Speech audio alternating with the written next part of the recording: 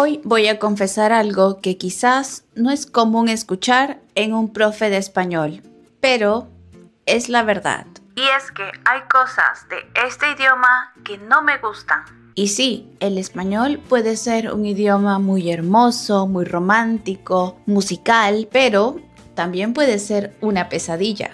Desde verbos que cambian su significado solo por un acento o una tilde, o palabras que de repente quieren ser femeninas o masculinas. Si alguna vez te has sentido frustrado con este idioma, no te preocupes que no estás solo. Incluso nosotros, los nativos, también nos volvemos locos. Hola a todos y todas. Bienvenidos a un nuevo video en nuestro canal de Burbuja del Español. Yo soy la profe Mili. Y como sabes, en este canal te enseñamos el español real. El español que no está en los libros y que puedes utilizar en tu vida diaria. Ya sea que vivas, trabajes, estudies o visites un país hispanohablante, o quizás eres un estudiante de este hermoso idioma. Y hoy, como dije en un inicio, vamos a reírnos un poco de las complicaciones que existen en el español, porque hay que aceptarlo. Para aprender español debemos tener mucha paciencia. Imagínense para enseñarlo. Tenemos que hasta tener un poco de humor. Así que hoy te voy a mostrar mi top de cosas que me parecen innecesariamente difíciles o confusas del español. Así es, incluso para mí. Así que si estás listo y quieres saber qué es lo que no me gusta del español, quizás tenemos algo en común, quédate hasta el final porque este video es para ti. Y si estás listo, pues empecemos con el video. Ahora sí, la primera cosa que no me gusta del español, y es el género arbitrario. Quiero decir, ¿quién eligió el género de los sustantivos? ¿Por qué la mesa tiene que ser femenino? Así que voy a empezar por lo básico y quizá lo más desesperante para los que no nacieron en un país hispanohablante. Y como dije hace un momento, me refiero a los géneros de los objetos, porque alguien puede decirme con qué lógica decidieron que la silla sea femenina y el sofá sea masculino. ¿Quién vio en el sofá rasgos masculinos para que decidiera que fuera un él? Lo peor de esto no es la regla, son las excepciones que te traicionan. Tú llegas a la primera clase ilusionado pensando, ok, entonces el objeto termina en A, femenino, y termina en O, y masculino. Y de repente te encuentras con palabras como el problema, el mapa, el sistema. Y piensas, ¿por qué hacen esto? ¿Por qué sucede esto? Y eso no es todo. Hay un nivel de maldad superior. Y son las palabras que cambian el significado si cambiamos el artículo. No es lo mismo el frente que la frente. El frente es una posición militar o climática. La frente, esta de aquí. No es lo mismo el cura, que es un sacerdote, que la cura, una medicina. Y chicos, yo les quiero pedir perdón desde el fondo de mi corazón, porque sé que aprender todos estos cambios es como aprender los nombres de todos los peces que existen en el mar. Es casi una locura, pero tengo fe que vas a aprender a reconocer el género de estas palabras. Y esa es la primera cosa que no me gusta del español. Pasemos a la segunda. En el segundo puesto de mi lista negra de cosas que no me gustan del español está mi archienemigo, el subjuntivo. Los nativos, nosotros, lo usamos sin pensar. Es como respirar. Nos sale del alma. Pero en el momento en que me tengo que poner en los zapatos de mi estudiante y tengo que explicarle cómo funciona, puedo entender lo que siente. En un inicio me costaba pensar cómo explico que es espero que vengas y no espero que vienes. Aquí me doy cuenta de lo cruel y confuso que puede ser el idioma.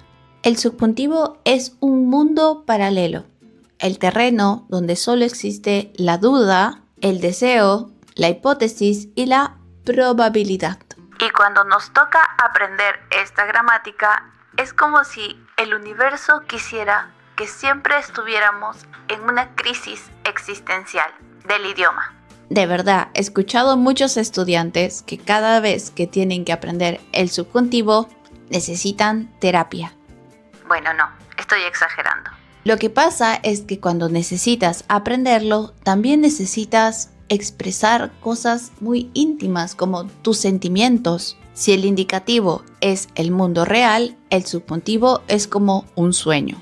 O quizá una pesadilla. Así que también les pido perdón por hacerles dudar de su propia existencia cada vez que quieren expresar un deseo. Pero no me pueden negar que cuando lo aprenden y lo dominan y lo utilizan, se siente muy bien. Y si hablamos de pronunciación, algo que no me gusta es la letra H. Honestamente, en algunas palabras me pregunto, ¿por qué existe? No se escucha, no aporta nada. Por ejemplo, en almohada. Pero ahí está, ocupando espacio, arruinando los exámenes de ortografía de mis queridos estudiantes. Si escuchas una palabra que se escribe con H, solo la escuchas, quizá nunca adivines que se debe escribir con una H, a no ser que sea una palabra que ya conozcas. Es como el fantasma del alfabeto. No lo ves, no lo oyes, pero sabes que está ahí. Si no suena, ¿por qué no solo la eliminamos y ya? Creo que es una forma para que los nativos nos sintamos mejor con nosotros mismos después de corregir a alguien que se olvidó de escribir con la H. Así que en algunos casos creo que es un poco innecesaria, pero existe. Luego tenemos al clásico de clásicos. En otros idiomas solo existe uno. Pero ¿qué creen? En español tenemos dos. Y me refiero a los verbos ser y estar. Nosotros decidimos que la vida era muy simple y quisimos tener doble. ¿Por qué? Porque somos complicados por naturaleza. La diferencia de estos verbos es tan sutil que podría causar conflictos diplomáticos. Ya sabemos que no es lo mismo decir soy aburrido, que habla de una personalidad somnífera y que nadie quiere estar conmigo porque no soy divertido, que decir estoy aburrido, que simplemente significa no tengo nada divertido que hacer ahora. Una sola palabra puede cambiar por completo la forma en que percibes a alguien o al mundo. La verdad creo que puede ser una presión constante para el estudiante estar pensando, ¿en este utilizo ser o estar? Lo siento mucho, chicos. Ya te he mostrado muchas de las cosas que no me gustan del español, pero quiero hacerte una pregunta.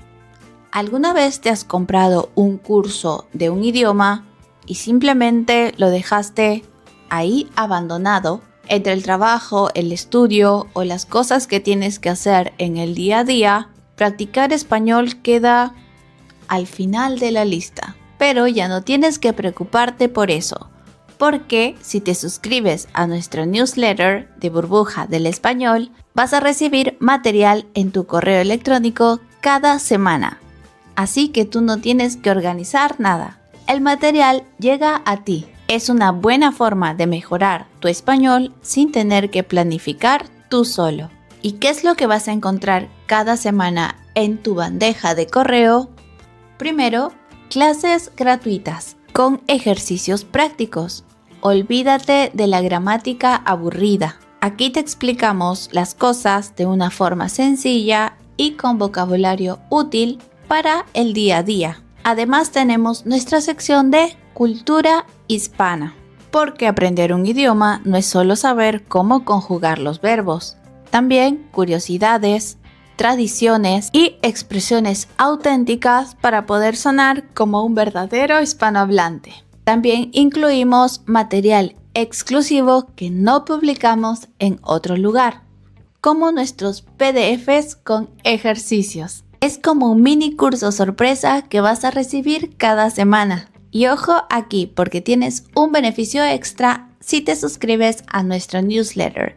Y es que cada mes hacemos un sorteo especial de uno de nuestros libros. Libro físico. Y así de fácil aprendes, te mantienes motivado y encima puedes ganar premios que te ayuden a mejorar en el idioma. Ya lo sabes, si quieres ser parte de nosotros y suscribirte a nuestro newsletter, puedes ingresar a nuestra página web burbujadelespañol.com y registrarte en la sección de newsletter. No lo olvides, burbujadelespañol.com. También te voy a dejar el link en la descripción. Ahora sí, continuemos. Otra cosa que no me gusta del español, ¿por qué tenemos tantos pasados? Para una persona que habla inglés o quizá otros idiomas, el pasado es el pasado, único. Pero en español, el pasado es un laberinto. Tenemos el pretérito indefinido para cosas que terminaron en el pasado, fui, vine, vi. Pero después viene el pretérito imperfecto para cosas habituales que hacías en el pasado. O también para describir cosas del pasado. Era, pasaba, iba. Y si eso fuera poco, también tenemos el pretérito perfecto, un pasado más cercano. ¿Qué es un pasado más cercano? Digo, he desayunado, he ido. Y también tenemos otra forma para hablar del pasado, el famoso pluscuamperfecto. Yo creo que es demasiado, porque no tenemos un solo pasado y ya. A veces siento que son muchas cosas para analizar para el estudiante antes de decir algo. Piensa, esta acción ¿la terminé? ¿Es cerrada? ¿No se va a repetir? ¿Fue una rutina? ¿Qué es? La verdad, yo solo quiero contarles que desayuné ayer. No estar pensando y analizando todo. Y por último, lo que más odio, y les pido perdón de antemano, es la velocidad con la que hablan algunos nativos. Algunas personas hablan en modo turbo. A veces yo misma escucho gente hablar tan rápido que digo, por favor, respira, déjame procesar la información. Tenemos una tendencia casi biológica a unir palabras. Y esto tiene un nombre, es el fenómeno de la sinalefa. O también, como en otros países, a comernos algunas letras. Y puedo entender por qué mis estudiantes me dicen que cuando llegan a algún país hispanohablante, sienten que todos están hablando en código. Y me dicen, profe, ¿dónde está el español de la clase? No lo encuentro, no lo escucho. Y la verdad, no lo hacemos para que sufran. Es verdad que muchas veces nuestra mente va más rápido que nuestra lengua. Y quizá podemos ser un poquito intensos al momento de hablar. Pero así es como fluye nuestra energía y sé que en algún momento van a lograr entendernos a todos y entender muchos de los acentos que existen en el español. Quiero que me cuentes en los comentarios para ti qué es lo que no te gusta del español. ¿Hay cosas en las que coincidimos? O quizás alguna otra que no he mencionado en este video. Estoy muy interesada en saber. Así que escríbelo en los comentarios. Chicos, a pesar de todo, el español es un idioma que nos une. Estas locuras o detalles son los que le dan personalidad a este idioma. Así que la próxima vez que te sientas frustrado, acuérdate de este video y acuérdate que a los hispanohablantes también se nos complican algunas cosas. Ya sabes que si este video te ha gustado, puedes dejarnos un me gusta. No olvides también suscribirte a nuestro canal de YouTube y activar la campanita. Te invito a pasar por todas nuestras redes sociales. Aquí subimos contenido en español todos los días para que sigas practicando. Y por supuesto, visita nuestra página web burbujadelespañol.com. Aquí podrás encontrar artículos en español. También puedes suscribirte a nuestro newsletter, Puedes ser parte de los miembros exclusivos de Burbuja del Español, agendar tu clase con una de nuestros profesores y también tenemos un test para que sepas cuál es tu nivel exacto de español, que lo puedes hacer de forma gratuita. Muchas gracias y nos vemos en un próximo video. Adiós.